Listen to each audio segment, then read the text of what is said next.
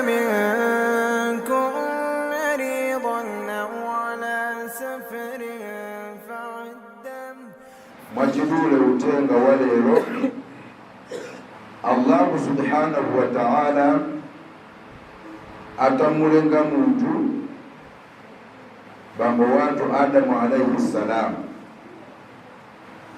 kuyambila tsiku limene adalengedwa bambo watu Adamu alayhi salam tsiku limene adawuyamba ulendo womwe akuyenda mpaka lero kuti akafika kwa Mulungu subhanahu wa ta'ala. Ulendo umenewo ukubweranso kwa ife muntu wina aliyense akabadwa na muntu amene akudziwa kuti ndine muntu ukangobadwa ndiye kuti iwenso wawuyamba ulendo wopita kwa Mulungu subhanahu wa ta'ala umene akunena kuti rihlatul khuludi, ulendo womwe uli wa muyaya, ulendo tukanyamuka suma bwereranso ngakhale kumene kukupitako utakumana ndizovuta zotani. Pamene maulendo ena awa tikamayenda tikakumana ndizokoma mavuto ena ndi ena zimateka ulendo kubwerera, koma ulendo uwu pamene tidanyamuka apa ulibe kubwerera ngakhale titakumana ndizokoma zotani.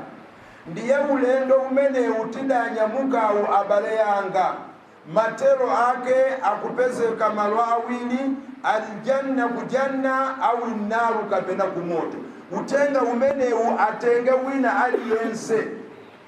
Tilipa ulendo tsiku limene tina abadwa kutoka mimba mwa mayi tidawuyamba ulendo kutoka ulendo umenewu timwalira kukalowa m'manda sikuti ulendo wata pali tsiku limene akulidziwa iye Mulungu Allah kuukitsidwa m'manda kuchoka pamenepo kukaenda masiteji onsaja kukalandira kaundula pasikero kukafika pasitoko kutani kukaonekera pamaso pa Bwana. Zonsezo ulendo mapeto ake kuti watela apa aljannatu au innaru kujanna kapena kumoto. Ndiye Mulungu subhanahu wa ta'ala atamulenga muntu ameneyu adamangira nyumba mkati mwabwini wache muntuyo aliyense pachifuwa patikupaonapa aliyense pamene pa Mulungu adamanga nyumba wa huwa alqalbu umenewo ndi mtima.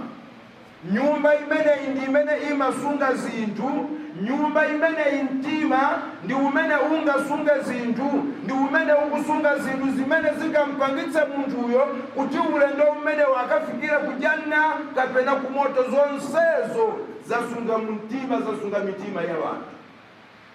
Ndikupembeni aliyense muntima asunge zabwino, aliyense asunge zabwino muntima kuti matero aulendo atuwe insha Allahu tikafikire kujanna.